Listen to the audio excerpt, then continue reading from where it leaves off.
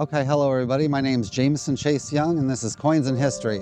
I got my 1943 Walking Liberty and we're standing in front of the USS Iowa that was commissioned in 1943.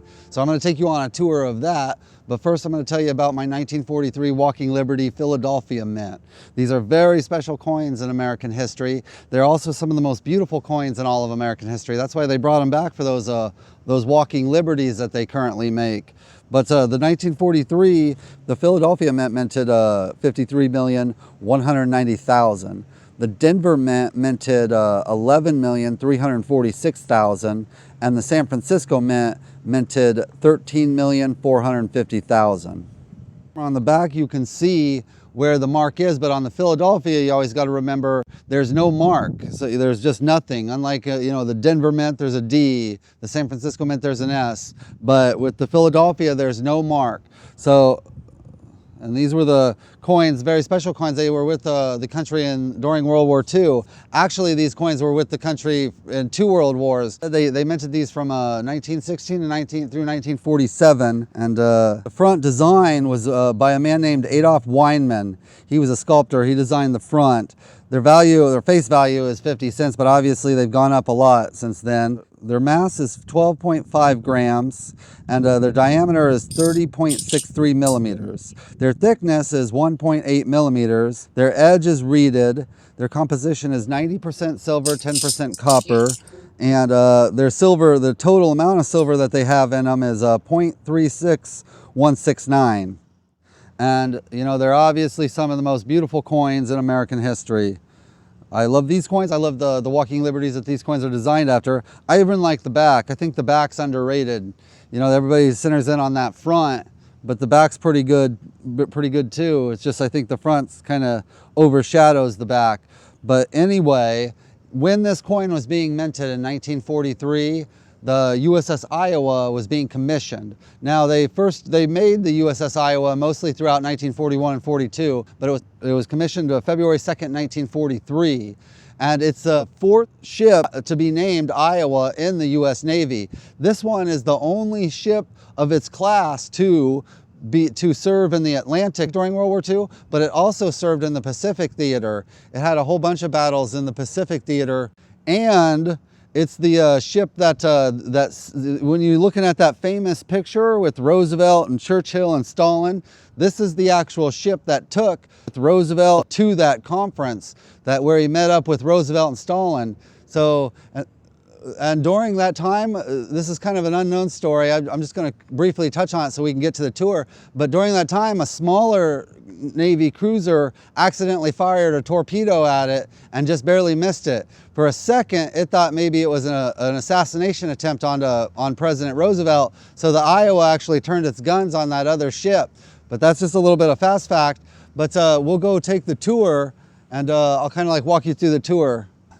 And if you've never been on a big Navy ship, it's even more cool. And then when you walk up these planks, you're greeted by a lot of old sailors. Some of them are just old sailors who served in the Navy a long time ago on other ships. There are some who served on the USS Iowa. And this is like the front deck, right in front of the big guns. I'll turn the camera around. You can see the big guns is what I call them. These are probably the 16 inchers is what they're called. And yeah, it's kind of a cool scenery when you're doing this anyway, because it's like right there on the harbor, and there's all these other like Freightliner ships, and then all through, they have little rooms, like sometimes they keep it very how it was, but sometimes they'll have rooms of like pictures and posters and plaques set up of the ship's history and all the battles it's been in. Here they have a bunch of pictures you can see set up, pictures of different wars and different battles it was in throughout the times. And you just kind of go through all the little corridors and all the little areas, and man, they didn't build these ships any too big. Well, they built them big in general, but inside of them, if you're tall, be careful, because some of those middle doors and stuff go down and you could hit your head on it. You can see their bunks. This is where some of the sailors lived. And yeah, very, very close quarters stuff as far as bunks, but at least they had them. I know when my grandpa served in the Navy, they gave some Marines a ride, and those Marines couldn't believe how well they lived.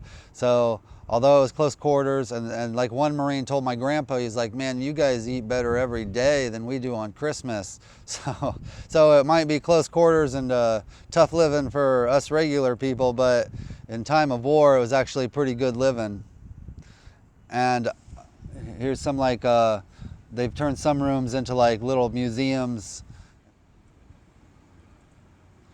But definitely sitting on the ship, you know, you sit up pretty high, so you got a good view, and that's just like on the regular deck. Once you like go up, you know, up to where the bridge is and beyond, you really got a good view.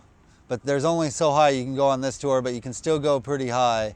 And on the side, it has all its decorations, all its ribbons from its battles and stuff that it's been on.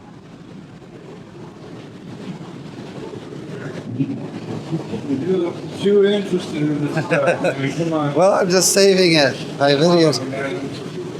I'm the chief electrician. I can take wherever I want.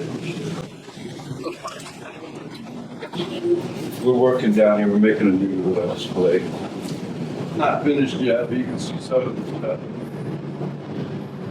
Did you serve on this ship? No, I'm a naval shipbuilder for 48 years. Oh, okay. I worked on the New Jersey and the Missouri because they were West Coast ships. I'm from around here. Oh, okay.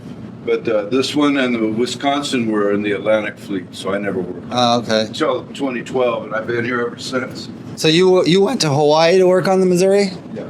Okay. They did it in Long Beach, but I worked on it in Hawaii too. Oh, okay. This is kind of cool. Got a print shop with a dark room. Because back in the day, they had film cameras and printing presses, you know. But this was used until 1991. So. Yeah, I think I read that. So that's your print shop. There's our sewage treatment area. Damage control locker. There's about 6 of these throughout the ship. And it's where they come to assess damage and how to approach repairs. Okay. While you're in battle or, you know, anytime really. And they have these clinometers to tell, like, if a ship got blown up on the side, you know, this would be over because the ship would start to leak, right? So that's what this stuff's for. They could judge how fast the ship's taking on water and stuff like that. Then you got your laundry. It starts on that side. People drop off the bags from their division, dirty laundry. They take it out, they wash it, they dry it, they press it, and then they sort it and put it back in the bag and give it back. Okay. So we're gonna go through backwards. Steam presses for the uniforms. So they would, you know, put the pants on there and pull it down. And you gotta use both hands to press the button to release the steam. Otherwise, you know, you got one hand in there or something. So this is just for making the uniforms look nice. There's different periods in time when this was in use back here. And you got your dryers. Clothes dryers, just like at the laundromat. So a steam drum in there to dry bedding and bed sheets and stuff. Just runs through and comes out the bottom. You got your gigantic washing machines. Doesn't look like much, but this is the inside. It's like loading 3 washing machines at once, you know. And they go through, so it gets it done quicker. You know? And then they, like I said, they put it. Everybody's got their name written inside their waistline. And so they put everybody for that division in there, you know, and get it dirty again. But this is what I brought you here for.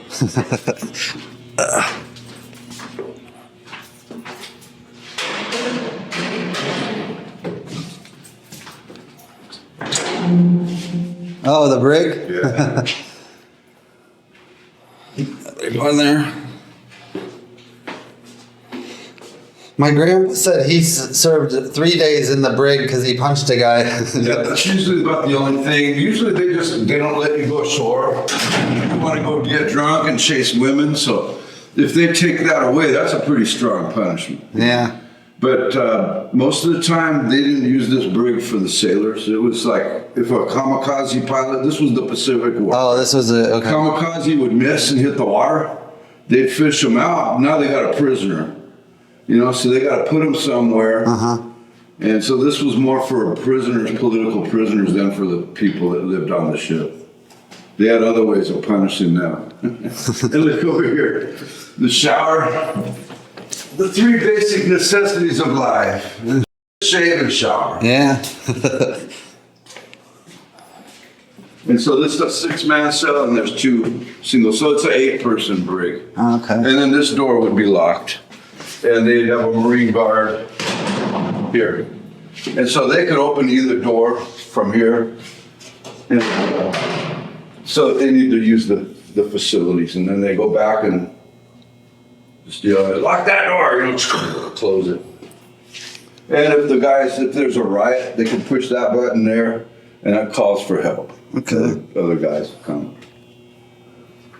This is kind of an old school question, but on the History Channel, there was a kamikaze hit this aircraft carrier, and these guys were spraying it down with what looked like white foam coming out. Yeah. Was that just some type of chemical mixture that killed the fire? They use it still on the ship, yeah. Because if you have a gas fire or fuel coming out of the aircraft, if you spray water, you spray it around. Oh, okay. So they use the foam and it smothers this. Oh, okay. And they still use it today.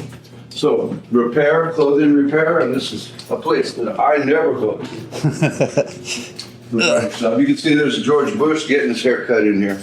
Oh, it's called the, was it Ship of Presidents or something like that? Yeah, I read that.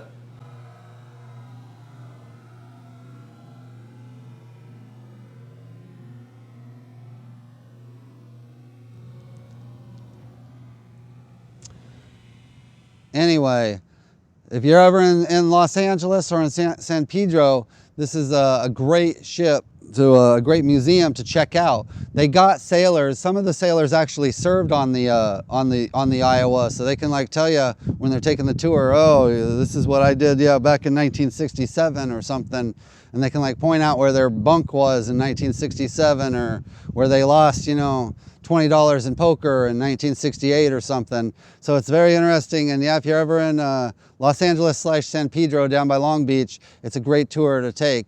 But that ship was what was going on. That ship was being launched and being sent off to the World War II when this coin was being launched and sent out to the general public for spending. And it's a very interesting ship to be on, very interesting coin, very interesting time period in American history. I hope you enjoyed these videos. If you do enjoy these videos, please like the videos and please subscribe to the channel. My name's Jamison Chase Young and this is Coins in History. Thank you.